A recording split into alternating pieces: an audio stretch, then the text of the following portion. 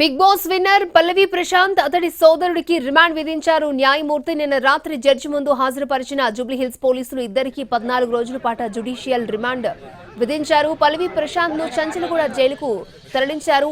6 గంటల పాటు పల్లవి ప్రశాంత్ ను ప్రశ్నించిన పోలీసులు ప్రభుత్వ ప్రైవేట్ ఆస్తుల ధ్వంసం కేసులో ప్రశాంత్ ను అరెస్ట్ చేసినట్లుగా తెలుస్తోంది.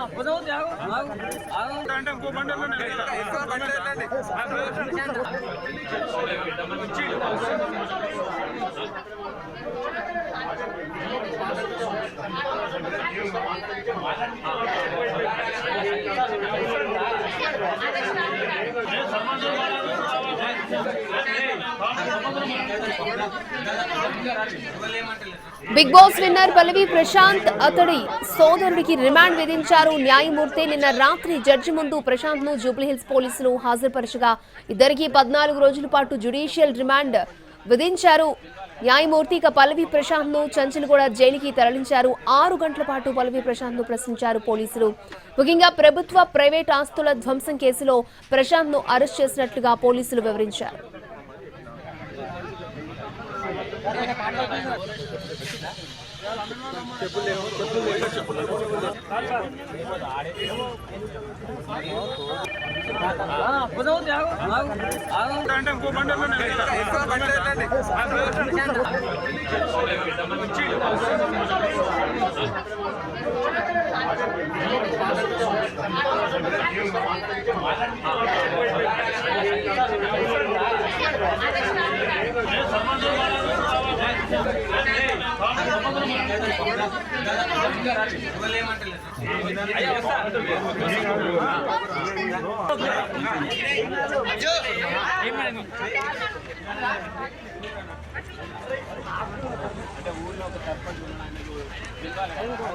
బిగ్ బాస్ విన్నర్ పల్లవి ప్రశాంత్ అతడి సోదరుడికి రిమాండ్ విధించారు న్యాయమూర్తి. నిన్న రాత్రి జడ్జి ముందు ప్రశాంత్ ను జూబ్లీహిల్స్ పోలీసులు హాజరుపరచగా ఇద్దరికి 14 రోజుల పాటు జ్యుడిషియల్ రిమాండ్ విధించినట్లుగా తెలుస్తోంది. పల్లవి ప్రశాంత్ ను చంచలగూడ జైలుకి తరలించారు. అయితే బిగ్ బాస్ విన్నర్ అయిన తర్వాత అన్నపూర్ణ స్టూడియో బయట ఇటు 2 వర్గాలుగా విడిపోయి దాడులు చేసుకోవడం జరిగింది. ఇటు ఆర్టీసీ బస్సుల అద్దాలను ధ్వంసం చేశారు.